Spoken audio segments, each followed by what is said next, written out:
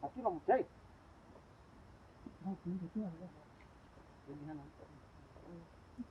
Chó nhiều đấy còn chút vào đây.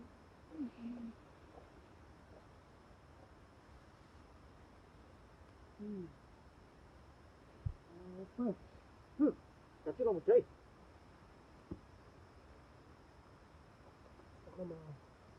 Mình thắng xuống đó, ở đây có mình thắng nó luôn. Phải cần cái mở cái gì đó. Không có.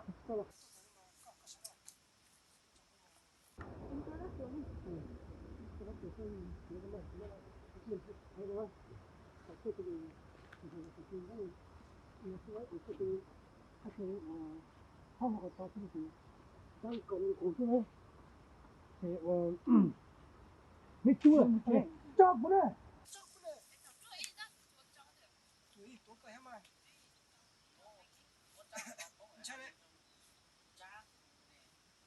Không chứ. Tối sang này. Có gì? Không chứ. Ok, cái sao này? Sao phải nó ôm múa? Cái sai này chú có hot cho lại.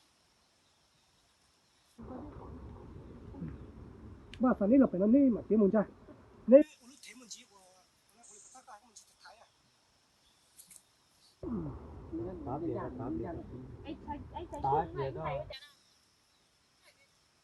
Cho cú này ha. Ý. Ê.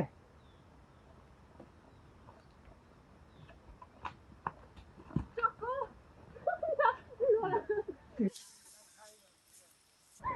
Săn đồ ha. Thải.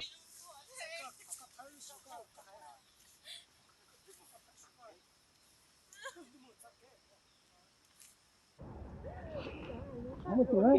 Nếu mà để cười á thì cố tình sang này xem là kiểu hơi giấu mặt ấy.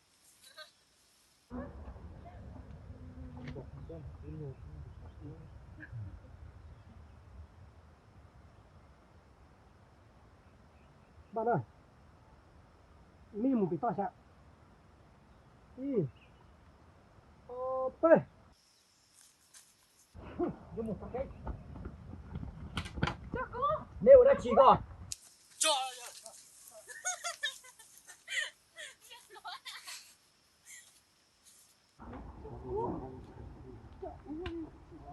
Chứ nó thích qua tiền ấy. Đường cao này chẳng ha. Đường cao này chẳng số có sát thêm một tới. Số có sát thêm một tới. Thao luôn chẳng đó. Rồi nó anh chỉ đỡ sao. Có sát thêm một đến một con này. Thấy thêm một con chả sữa. Chả ý mà có. Chả có rồi nó có sát thêm. Sinh này cái này. Có sát nó có chơi. Cái này. Ít thao có một chỉnh rồi.